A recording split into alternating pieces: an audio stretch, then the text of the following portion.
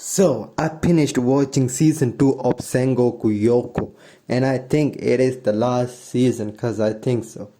Anyways, this season is different. POV is different because they focus more on Senya here, which was the guy who was introduced in season 1 as the emo kid.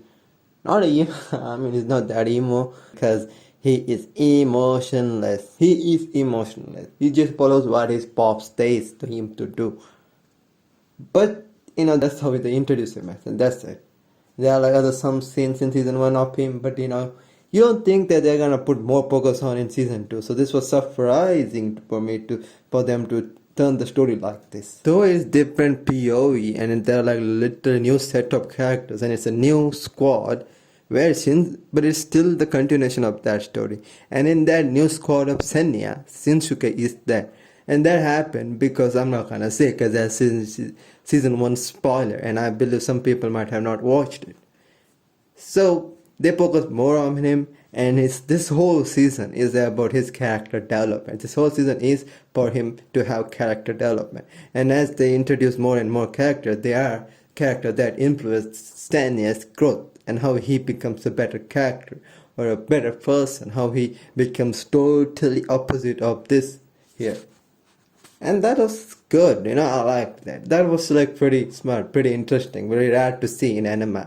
Very rare to see kind of shit, And like to turn a second season to be more focused on a different character and make it work is pretty rare for me at least. And when I was watching season 2, I came to realize more about the theme of this show that is more about approaching a goal.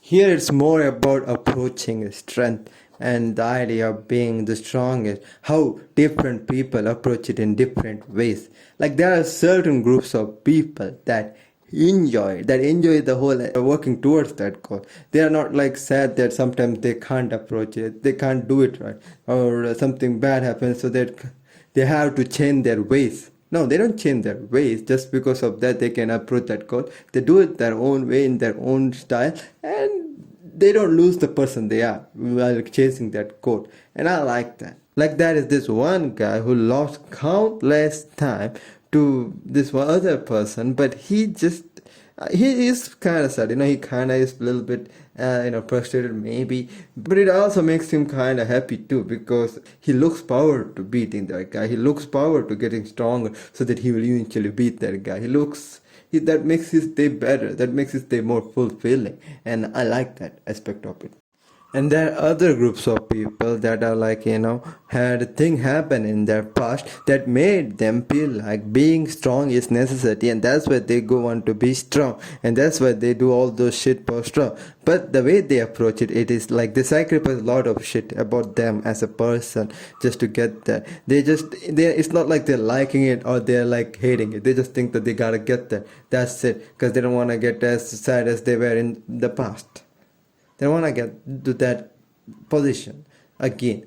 To just sacrifice it. It doesn't look like they're enjoying anything about it. They don't have emotion. Like there is one character who just is strong and is there, but it feels like he doesn't like the idea of it. He doesn't enjoy that he's strong. He's just doing it because he doesn't want to get sad again. He doesn't want to get hurt like he had in past.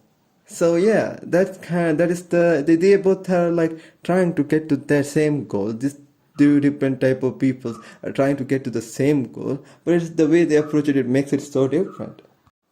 For now, it seems like I've been enjoying this show. I'm engaged in it, and I'm interested in where it's gonna go. And all of the things I said is true. I am. Until this one fight that was supposed to happen happened. And this part was hyped up for me. When I came to know that because of some hints and that it leading to it, I was like hyped up. I was like, hell yeah.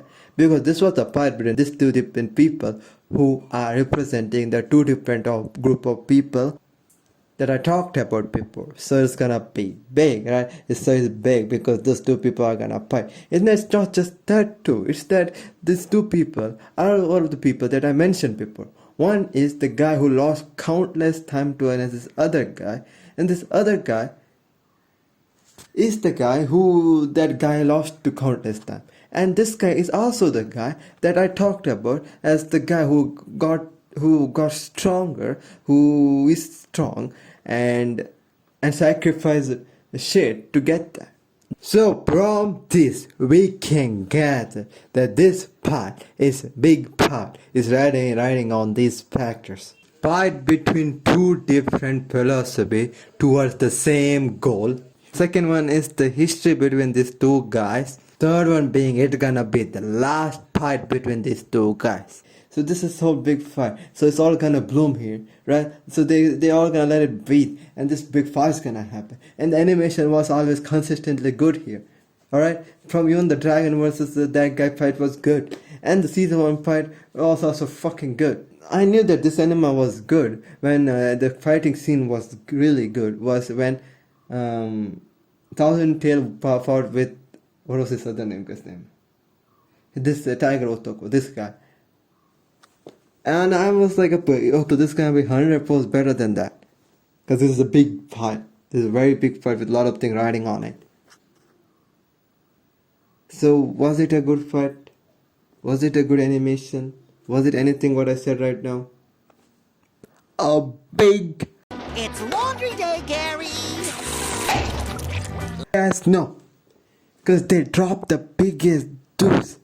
So big that if it ever fell on the planet Earth we are residing now, the planet itself would have been extinct. Not just the humanity, not just the every other living beings, not just the planet, it's the whole planet would have been obliterated to poop. That's how big of a deuce they dropped on this part. And I was very much disappointed in that. Like, that fight was what could have made this show 10 out of 10 and a better season than its predecessor, than the season 1. And, season 1 was good.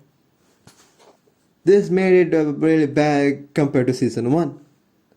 Though it still is good, if apart from this fight, there are other things too that they are telling in their story, and they are done good. Like I said, they did good job on Senya and all. And the ending was also kinda half-paced, but still was, kind-hearted. They even said goodbye in their own way. But still, it could have been so much better.